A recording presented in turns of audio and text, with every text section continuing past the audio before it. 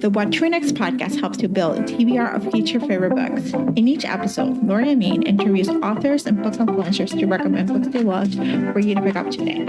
If you're an avid reader, always looking for your next great read, then the show. Hi, Ori. Welcome to What to Next podcast. Hi, thank you so much for having me. So happy to have you here. Tell us a little bit about yourself. So I am a writer and freelance editor from London, from North London. And my first book, The Three of Us, is out today, actually, in the US and Canada, which is very exciting. And yeah, I'm really excited to be here and to be on the podcast. Thanks for having me. So you have the fabulous life in London as a writer, like freelance, like writing for magazines and publications. What does your life looks like? Someone who's like from the US looking at, I'm like, oh, it's so fabulous. Grew up reading a lot of chick lit, set in London. Yeah. So what is life like in London? It is, what's the best way to put it? It's busy. It's expensive, but it's always nice. I think one of the best things about London is that everybody seems to have like their place that they like to go, whether it's like a specific restaurant like I have, or like a specific bookshop, which I also have, a place that you'd just like to go and hang out with your friends, or just like to go and be by yourself. And I think it's always nice to find in a really busy city that's always got stuff going on to find sort of your one space that you really enjoy. So yeah, I think it's very much like a lot of cities. There are also parts of it that are super clean and parts of it that are really dirty. Yeah. but it's really nice. It's really it's a real privilege to be able to live in London, and also to be close to like friends and family and stuff like that. So it's good. I love this. Yeah, I got to live. I got to live in New York City for a long time, so I got my city life. To describe London, it was like, yeah, this is like similar to New York City. It is all good. Is there something to be living in the big city life and whatnot? So let's talk about The Three of Us. What is the elevator pitch? Ooh, the elevator pitch, I would say, is what would you do if your best friend and your partner hated each other? Yeah. And so it's set over the course of one day. It's told from all three of their perspectives. So there are three characters, but I say there are four. There's the wife, the husband, the best friend, and the wine. I don't think the wine is the fourth character because they drink a lot of wine. And so over the course of the afternoon, they are drinking a lot of wine, and a lot of the feelings are coming out between the husband and the best friend. But the wife is also sort of in the mix there, as sort of an unreliable narrator of sorts. So I think it can be, people have said it's very uncomfortable to read at times because of the tension, but they've also enjoyed it, and it's been like a tense, like a page turner. So I like that. I love this. And so what was the journey to publication? Like, when did you guys start writing it? Like, what was the process, to get it published? So I'd actually come up with a bunch of other ideas before I even wrote this book. But I think the problem with those ideas is that they were very much what I thought people would want to buy rather than what I actually enjoyed writing. And so my literary agent, she was kind of like, this isn't really working. I don't really get this. And I was like, I'm trying. And then I had a conversation with my best friend, and that kind of sparked the idea for this book.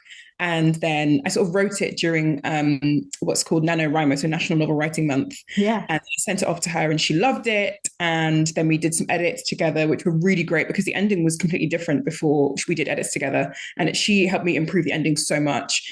Then we sent it out to UK publishers and US publishers. So I've been published brilliantly by Jonathan Cape in the UK and Putnam here in the US. And they've both just done such an amazing job. So did edits with both of my editors there. And then, it feels like a really long time since I got the book deal, which was in 2021, but time flies so much. And now we're here at its publication day, which is amazing. Oh my gosh. And so you always wanted to write books, or is this something that, like the spark fly, like it's the natural transition from, writing nonfiction to journalism to fiction? I think I always wanted to do something to do with storytelling. I didn't necessarily see myself as a writer. I used to write bits here and there, but I never took it sort of seriously. Yeah. And then when I was sort of in the last 5 or 6 years, I guess a friend of mine really encouraged me. So my friend Angelique, she really encouraged me to write more. Yeah. And so then I thought, okay, maybe this could be a thing, but I definitely never thought it would happen like the way it's happened now. Yeah. So yeah, I think I just always wanted to tell stories. And then this opportunity came up and I met my agent and she was amazing and she really encouraged me and believed in me. So I think that's really helped to sort of get me here. But yeah. I love this and congratulations on a successful book launch. Thank you. Thank you. All right, so let's talk about your reading life. What kind of books do you tend to read? Ooh, that's a great question. I like a bit of everything. I used to be very much a when I was younger, it used to be very much like the Shopaholic series by Sophie Yes. Kinsella. I used to read all of those. I went on holiday once with my family, and I think I had two of the books. And by like day three, my mum had to buy me like the next two because I'd already finished those. I was obsessed with them.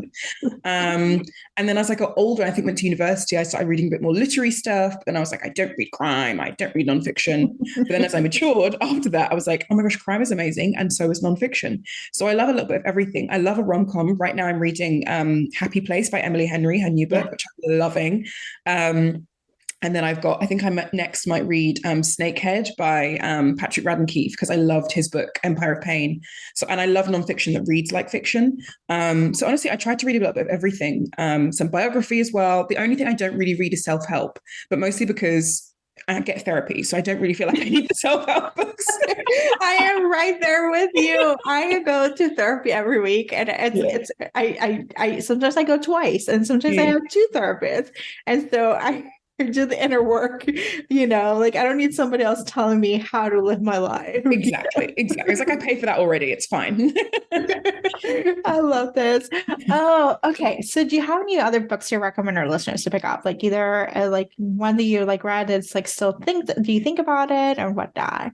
Yeah. So the one book that I think about all the time actually is Exit West by Mohsin Hamid, which was a really beautiful book. And it was nothing like I was expecting it to be. I think I was expecting kind of almost like a war story, but then I read it and it's got this magical realism in it that's just incredible. And I loved that. And then I also loved You Made a Fool of Death with Your Beauty by Kwak Emezi, which I think their writing is just amazing anyway. But then reading that book, I was like, oh my gosh. When I think I posted on my Instagram, I had so many people like message you when you finished it. And I was like, okay. And then I read it and I was like, oh my goodness, this is insane. But like, I'm obsessed with this. I need to talk to everybody about it. So I love that. And then I've also got Time as a Mother by Ocean Vuong that I haven't finished reading yet, but I'm reading it sort of in bits and pieces and I'm trying to get a bit more into poetry. So I'm really enjoying that as well. Oh my gosh, I love these recommendations. And I can agree with some of them. Like, yeah, it's so good. So, Ori, tell us where we can find you online. You can find me at my website, oriawilliams.com. And also you can find me on Instagram at oriawilliams as well. Thank you so much for being on the show. Thank you so much for having me. If you enjoyed this podcast, feel free to share with friends, subscribe, rate, and review the show. This is the easiest way to support the podcast. For a list of books mentioned and other book recommendations, please visit whattoreadnextblog.com. Thank you so much for listening and happy reading.